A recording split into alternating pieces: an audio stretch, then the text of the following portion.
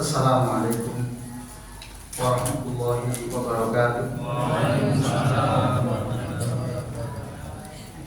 Alhamdulillah, alhamdulillahilladzi arsala rasulahu bil huda wa dinil haqqi yudhhirahu 'ala dini kulli wa kafa billahi shahida.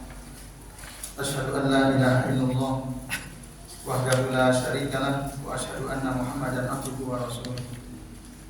Allahumma shalli wa sallim wa barik ala Muhammad wa ala ali Muhammad kama shallaita wa barakta ala Ibrahim wa ala ali Ibrahim fil alamin innaka Hamidum Majid. Rabbi shrah li sadri wa yassir li amri wahlul 'uqdatam min lisani yafqahu qawli. Amma ba'd. Bapak-bapak dan ibu-ibu serta jamaah sekalian, a'azani Allah wa iyyakum ajmain. Semoga kita semua yang hadir di majelis ini senantiasa dimuliakan Allah Subhanahu wa taala. Amin ya rabbal alamin. Alhamdulillah Bapak Ibu, pada kesempatan malam ini ya kita masih bisa melanjutkan ngaji kitab Al-Aqidah As-Safariniyah, yang pada kesempatan kali ini kita memasuki pasal baru ya. Itu pasal yang tercatat di halaman 58 ya. Betul ya? Yaitu tentang fi dzikri al-khilaf fi sihhati imanil muqallid fil aqaidi wa fi jawazihi wa adami. Yaitu tentang adanya khilaf, perbedaan pendapat di antara para ulama tentang apakah iman seorang muqallid itu sah dalam masalah akidah, atau apakah boleh kita dalam masalah akidah bertaklid, taklid atau tidak boleh dalam masalah akidah, boleh taklid atau tidak boleh taklid. Nah, dalam bab ini ada 4 bait yang disebutkan oleh Al-Imam As-Safarini. Yang pertama bait ke-54 mengatakan wa kullu ma yutlabu fihi al-jazmu faman utaklidin bidzaka hatmun. Maka setiap apa yang dituntut di dalamnya kepastian, mayut labu apa yang dituntut fihi di dalamnya al-jazm pastiannya, faman utaklidin bidzaka hatmun, maka dilarang taklid dalam masalah itu ya. Betul-betul dilarang. Ini pada bait yang ke-54. Nah, bapak-bapak dan ibu-ibu serta jamaah sekalian, kata Syekh Al-Fauzan ya, pasal ini menjelaskan tentang masalah akidah. Apakah boleh seseorang taklid atau tidak boleh? Ini masalah penting. Kalau para ulama kalam, ahlul kalam ya, mereka mengatakan innahu la yajuzu at-taqlidu fi umur al-aqidah. Sesungguhnya tidak boleh taklid dalam perkara akidah. Bal la budda minan nadhari wal istidlali bil adillatil aqliyah. Akan tetapi harus ya, paham dan harus mengambil dalil dengan dalil-dalil akal menurut ulama kalam ya.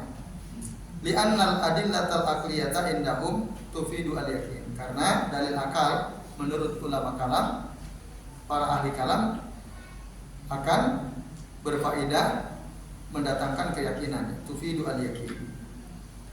Wa ammal adillatu sam'iyah, adapun dalil-dalil sam'i, dalil akal, wa hiya adillatu syar'i indahum, yaitu dalil-dalil syariat maksud dari Al-Qur'an dan Sunnah menurut ulama kalam, fa innaha la tufidu al-yaqin. Itu tidak mendatangkan, tidak berfaedah mendatangkan keyakinan menurut ulama kalam. Ya, kalau dalilnya hanya dari Al-Qur'an, hanya dari Sunnah Nabi Sallallahu Alaihi Wasallam, kata ahlul kalam, itu la yufidu al-yaqin.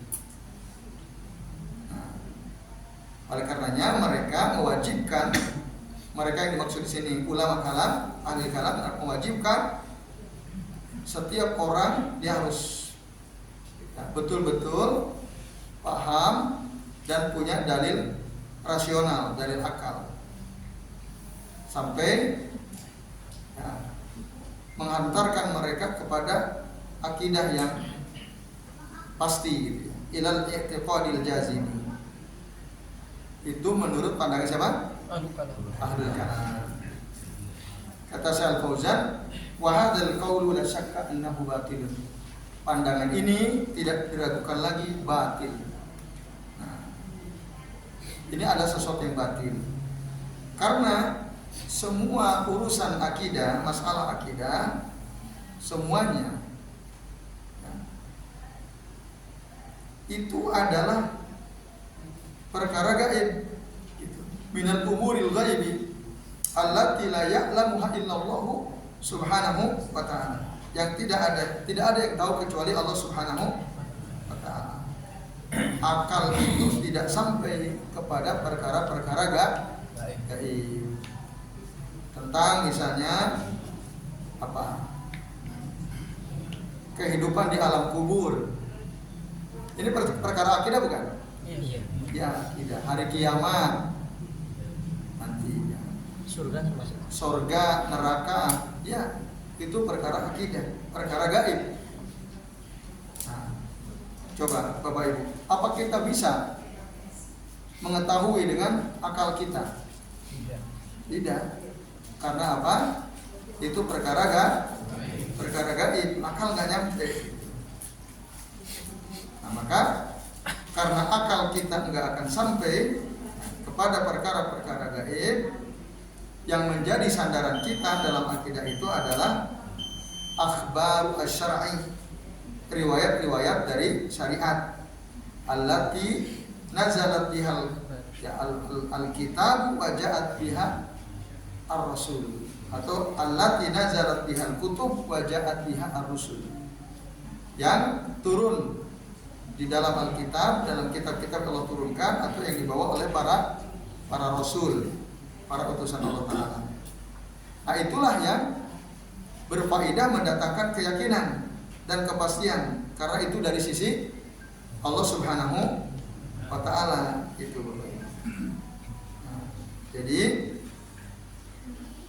para ulama ahlul ilmi itu sandaran mereka dalam masalah akidah adalah dalil-dalil syara', bukan dalil akal. Nah, jadi dalil akal itu kita tidak boleh bersandar kepada akal sepenuhnya dalam masalah akidah. Gitu.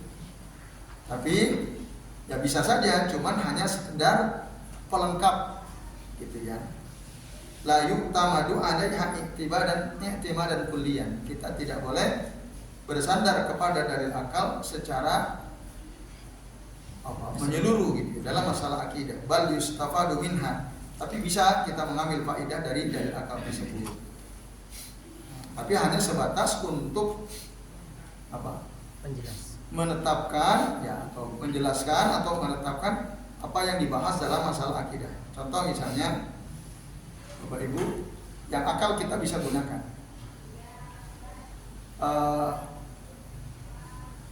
Misalnya Allah Maha mendengar gitu ya. Bapak Ibu dan Saudara sekalian, dan mendengarnya Allah itu tidak sama dengan mendengarnya makhluk kan, laisa kamitslihi syai'.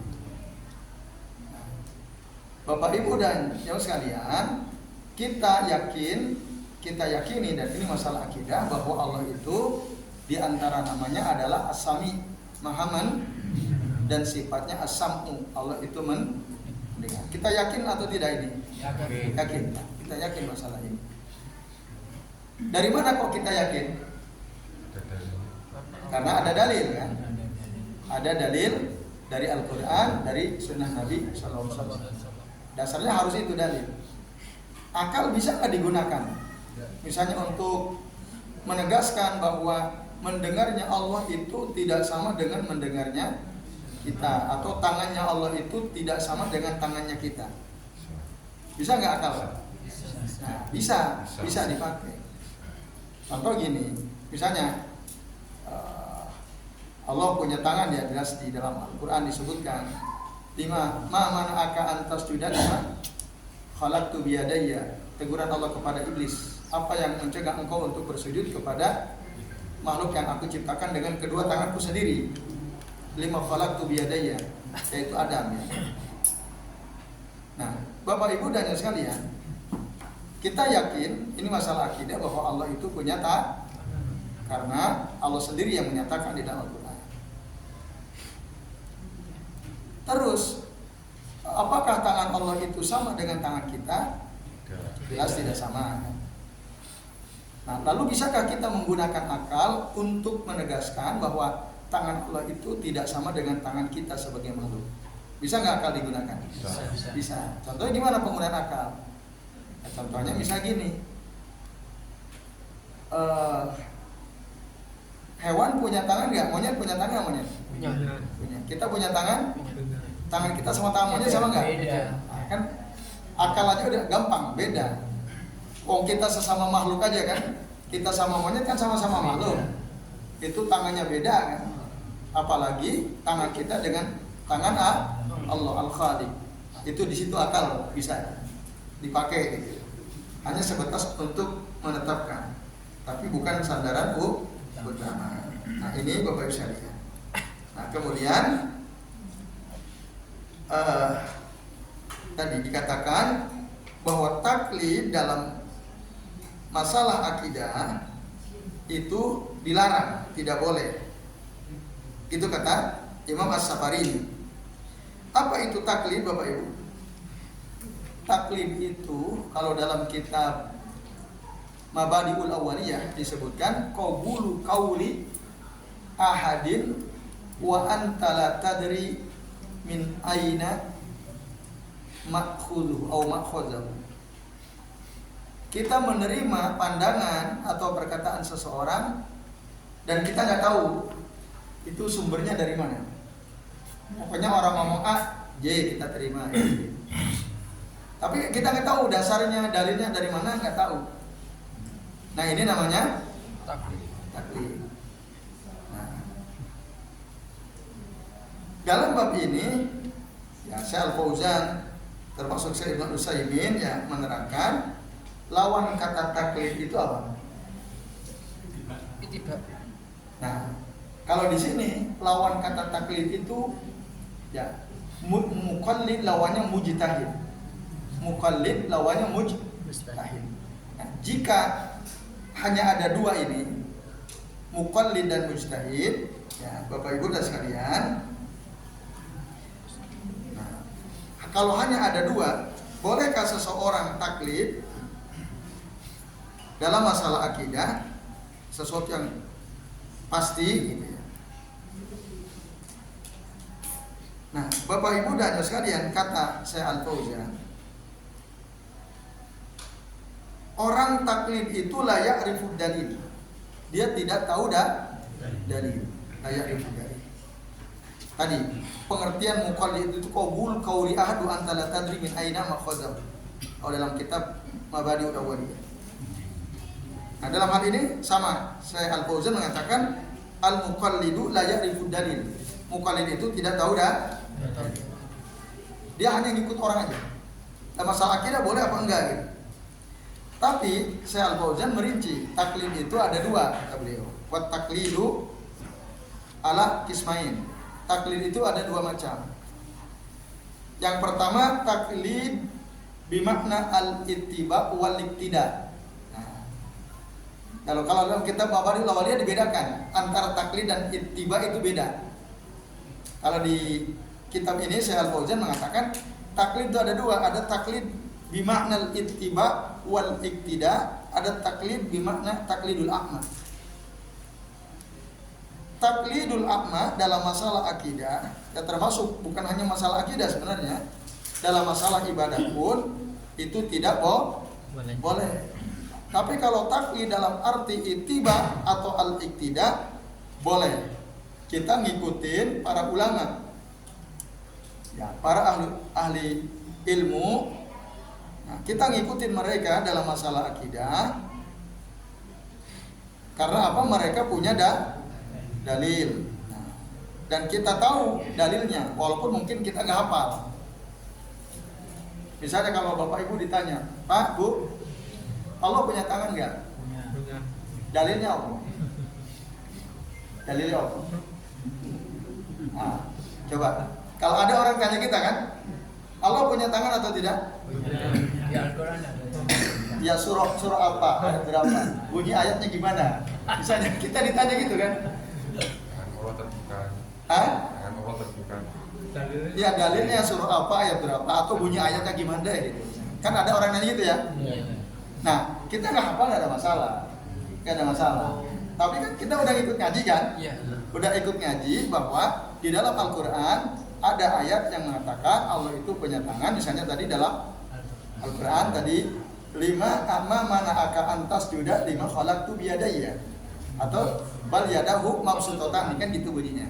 Kita tinggal dan kalau gini kan berarti kita hafal. Oh ada.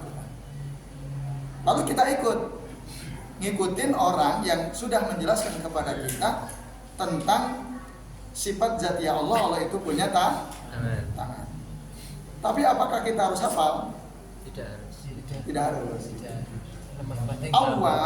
Awamul bashar tidak harus. Tapi orang yang berilmu harus. Itu. Nah, maka taklid dalam arti iktidak boleh. Gitu. Dalam arti ini al-ittiba wal iktidak itu boleh. Baik, Bapak Ibu dan sekalian, ini sudah isya ya? Belum. Baik. Nah, yang tidak boleh itu adalah taklid dalam arti apa? Taklidul akma. Gitu. Pokoknya kita kata si fulan begitu, udah kita ikuti. Dalilnya orang ngerti, yang pentingnya fulan ngomongnya begitu. Nah, itu namanya taklid akma. Maka taklid yang seperti itulah yang tidak boleh. Bukan hanya dalam masalah akidah sebenarnya, termasuk juga dalam masalah-masalah ibadah, dalam masalah fikih. Taklid akma itu tidak boleh. Kecuali kita tidak betul-betul tinggal di pedalaman, nggak ada majelis ilmu, adanya ustadznya cuma satu misalnya, tidak ada pembanding, dan si ustadz ini setiap ngajar nggak pernah menjelaskan pakai dalil misalnya. Tapi kita tahu dia itu lulusan pesantren misalnya. Ketika beliau menjelaskan tidak pernah menggunakan dalil misal. Dan kita jauh dari, mungkin handphone nggak ada, akses internet nggak ada, majelis ilmu di tempat yang lain nggak ada. Dalam keadaan seperti itu baru dibolehkan. Tapi kalau seperti kita ini di sini, akses internet gampang, nyari majelis ilmu gampang, ada di majelis-majelis yang lain bisa dan seterusnya, maka ya kita harus ittiba, jangan taklidul akma. Ittiba tadi apa artinya? Qabulu qauli ahadin wa anta tadri min aina makhadhahu. Anda menerima perkataan atau pandangan seseorang dan Tidak tahu dasar. jangan tahu dari mana dasarnya. Itu namanya ittiba. Nah, kalau mujtahid di atasnya lagi, maka tingkatan manusia ya, dari sisi ilmu itu ada 3 tingkat. Yang paling rendah muqallid, yang kedua muttabi, yang ketiga mujtahid. Ini Bapak Ibu dan jamaah sekalian, azanillahu wa iyyakum ajmain. Dan yang mujtahid ini boleh jika syarat-syaratnya terpenuhi. Tidak semua orang boleh berijtihad. Karena ada faktanya orang berijtihad tanpa ilmu. Contoh, saya ingin memberi contoh gitu. Bapak Ibu dan yang sekalian, kalau ada imamnya sholat, udah rakaat keempat, imamnya lupa berdiri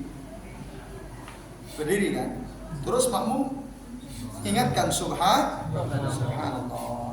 Apa yang harus lakukan imam?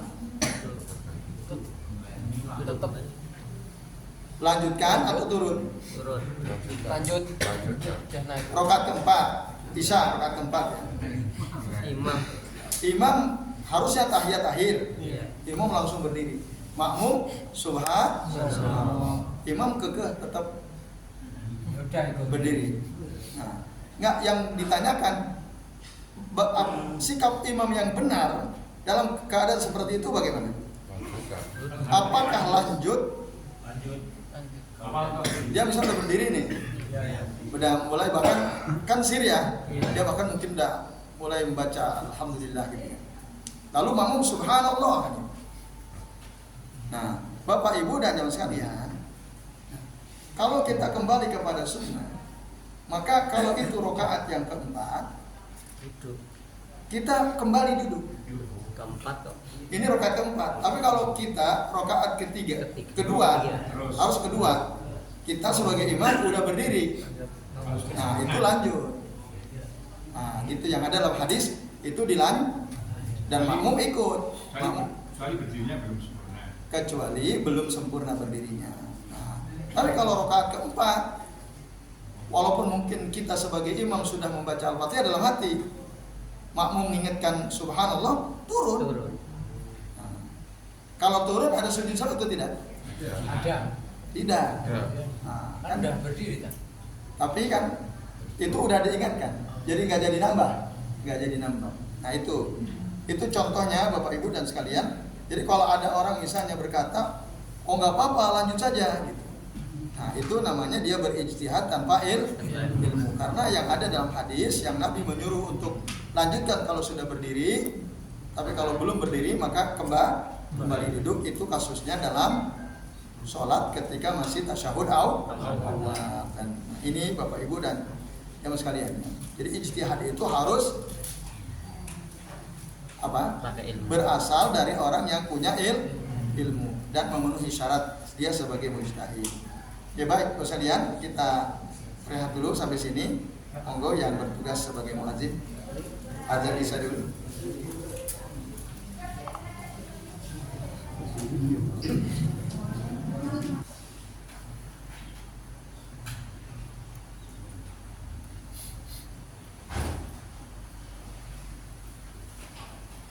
Ya, alhamdulillah Bapak Ibu dan sekalian, ya kita sudah masuk waktu isya. Baik, kami tambahkan sedikit ya. Jadi tadi bahwa taklid itu dalam masalah akidah jika bermakna al-ittiba wal iqtidah maka itu boleh.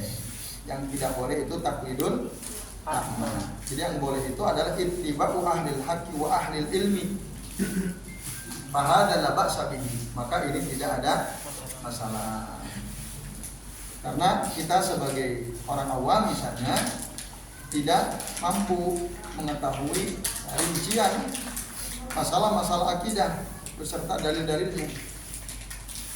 Nah, kalaupun kita pelajari disampaikan dalil, mungkin kita belum mampu menghafalnya. Kecuali kalau kita mencatatnya, insya Allah kita bisa hafal ya, Bapak Ibu dan sekalian. Nah itu maka nggak masalah. Kita ngikutin ulama yang memang betul-betul ahlul ilmi, ya, orang yang punya ilmu. Nah, kenapa? Karena setiap orang bertingkat-tingkat, beda-beda. Ada memang dia punya kemampuan membaca, punya kemampuan menghafal. Ada yang dia tidak punya kemampuan menghafal, tapi dia bisa paham gitu ya. Nah, maka ya sesuai dengan kemampuan masing-masing kita. Karena apa Allah mengatakan la yukallifullahu nafsan illa wus'aha. Allah tidak membebani suatu jiwa kecuali sesuai kemampuannya. Illa wus'aha.